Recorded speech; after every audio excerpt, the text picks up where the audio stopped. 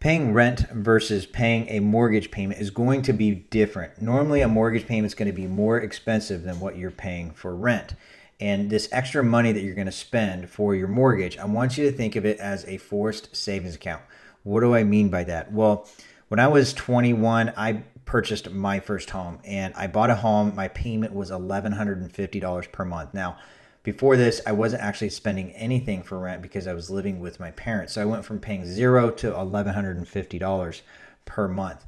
Now, if I was to go rent a place, I could have went and rented a place for 700, 500, 600, 700. And in fact, I told my parents moving out, I was like, Mom, I'm going to go rent a place, moving out of my parents' house. And she said, no, Pete, you need to go buy a house instead. Well, so I ended up buying a house. Well, my income at the time was only $2,500 per month. So my mortgage payment was actually about 43% of my monthly income. And what this was like a forced savings account because I could have went and rented for $500-600, but instead I had an $1,100 payment, and it was a forced savings account. Now it was hard for me in the beginning, and it was a scary purchase, but over time my income increased over time.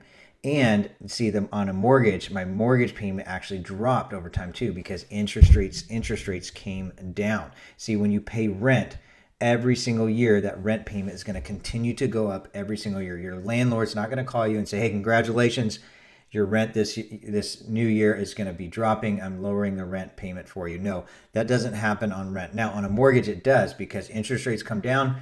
You can refinance. So I actually refinanced my house and I lowered that mortgage payment from $1,150 down to $900, and my income was increasing each year as well. So that mortgage payment got easier and easier and easier.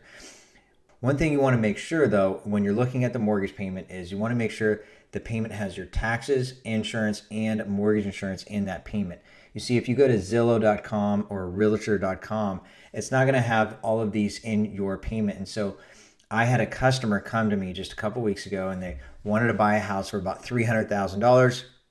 And they were expecting the mortgage payment, first-time home buyers, buying 100%, no down payment. They can definitely do that. It's possible, and we actually help them. But they were expecting their mortgage payment to be about $1,600 per month. Well, that's because they went to Zillow or Realtor.com and they saw a payment for that $300,000 home. What Zillow or Realtor.com or these other mortgage calculators do not tell you is that the payment does not include taxes, insurance, and also mortgage insurance. So you want to make sure that the payment does include the principal and interest, property taxes, mortgage insurance, and homeowners insurance. Now, I'm going to go ahead and put a calculator link that you can go to calculate a mortgage payment for each property. You can also reach out to me, send me a text. I'll help you show you exactly what payments look like for any property that you're wanting to go purchase.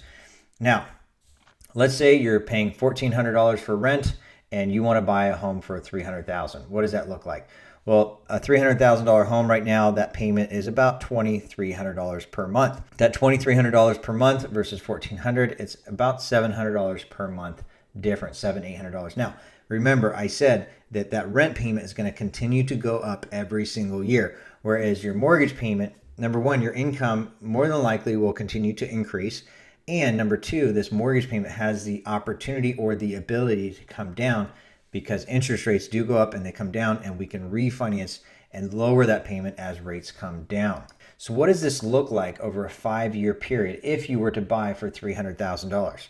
Well, if you didn't buy and you just rented, you would spend $92,000 for that apartment that was $1,400 that first year. You see, rent goes up every single year as well. Now, if you purchase for $300,000, you would spend about $142,000 versus $92,000. So that is a significant amount more. It's about $50,000 more that you would spend over that 5-year period. Now, remember, think of this as a forced savings account. It's a forced savings account that's forcing you to put this extra money into your home, and you're going to gain some equity.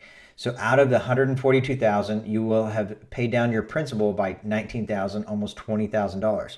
And so instead of throwing away $92,000, you actually only threw away $122,000 because you actually paid down your mortgage. This is your forced savings account right here.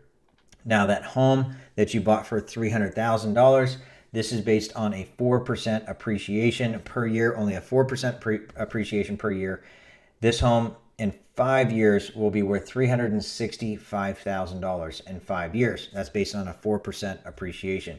Now, I don't have a crystal ball, but I have other videos that I encourage you to watch in this training on why I believe real estate is still going very strong. In fact, this year, homes have already appreciated in our area close to 4% this year, and we're actually only in October of 2023. And so homes continue to appreciate.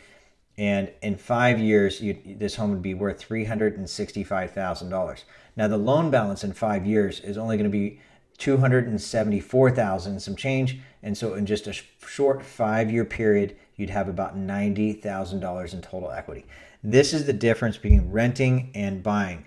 And like I was saying in the beginning with my story, is think of this as a forced savings account. Like I was saying in the beginning with my story, is if I didn't spend the extra $1,000 a month and I just went and spent $600 for rent, I would have went and bought a brand new car. I would have spent that extra money on just other things that was not going to help my financial future. So this is the difference between renting and buying.